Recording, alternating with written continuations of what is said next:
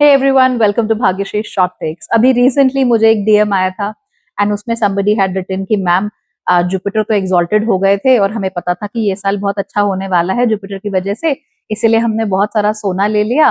But सोने के दामों में तो भैया हमको उल्टा नुकसान हो गया, चांदी में हमको उल्टा नुकसान हो गया। ऐसे क्यों हो गया? ये ज्योतिष ने गलत बोला क्या?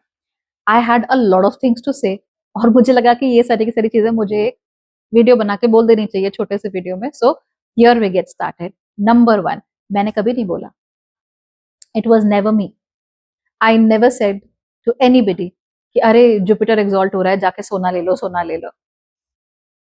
What is this? और ये जो कोरिलेशन करने की बातें होती है ना कि देखो जुपिटर यानी कि गोल्ड, जुपिटर एग्जॉल्टेड यानी कि ओ सोना तो ऊंचा ही ऊंचा जाएगा, ऊंचा ही ऊंचा जाएगा। तो फिर हमने देखा कि भाई दाम बढ़ रहा है तो बस वो क्या हो गया, हमारे बायसेस, कॉन्फर्मेशन बायस हमारा आ गया। हमने कहा बस यही है सब कुछ जो भी है। ज्योतिषी जी ने भी बोल दिया कि सोना आगे बढ़ेगा और वहां देखो प्राइसेस बढ़ने लग गए, खरीदो धक्का पे। One of the things that you don't understand is, see I have been investing for a very long time. मैं किसी को कभी एडवाइस नहीं करती इन्वेस्टमेंट को लेकर, ever, because it's not worth it. आप अपने घर परिवार में डिस्कस कर सकते हैं ये चीजें, बट आप इस तरीके से ऐसे एडवाइस नहीं करते कि अरे पूरी दुनिया आओ मेरे सारे फॉलोअर्स सोना खरीद लो। That's not how things work. ये चीजें आपको फाइनेंशियल इंडस्ट्री के एक्सपर्ट्स के लिए ही छोड़ देनी चाहिए। लेट मी टेल यू कि चाहे कोई व्यक्ति ज्योतिष का एक्सपर्ट हो, चाहे वो फाइनेंशियल इंडस्ट्रीज का एक्सपर्ट हो, कहीं ना कहीं भूल चूक होने के चांसेस सबसे रहते हैं। और आप लोग अगर केवल अपने कॉन्फर्मेशन बायसेस के दम पे या ओ माय गॉड जुपिटर एग्जॉल्ट हो गया चलो सोना ले लेते हैं, अगर इसके दम पे अगर आप काम करेंगे तो आपका नुकसान होना बनता है। मेरे ख्याल से होना भी चाहिए, because you should be taught a lesson कि इस तरह से ज्योतिष का इस्तेमाल नहीं किया जाता, इस तरीके से इन्वेस्टमेंट्स नहीं की जाती।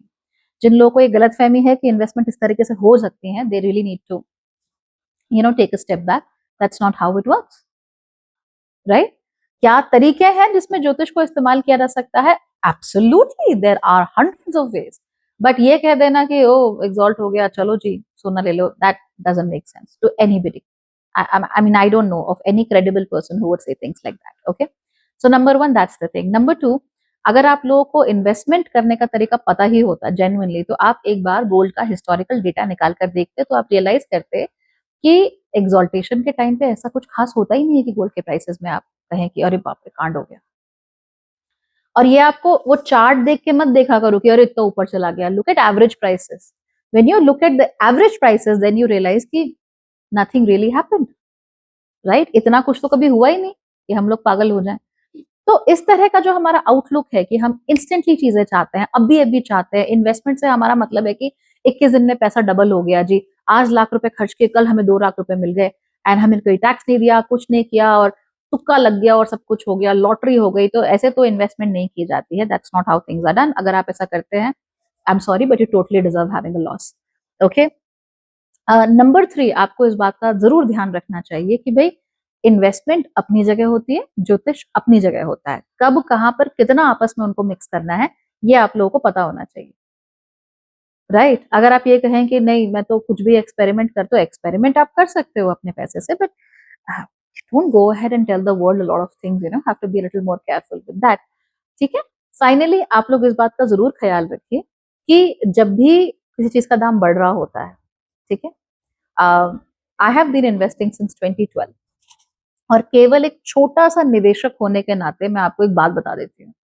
जब किसी चीज का दाम बहुत बढ़ रहा होता है और हमारा का उसमें इंटरेस्ट आता है कि अरे दाम बढ़ रहे हैं चलो और खरीद लेते हैं, तो मान लो 100 से 150 रुपए तो उसके दाम अपने आप हुए।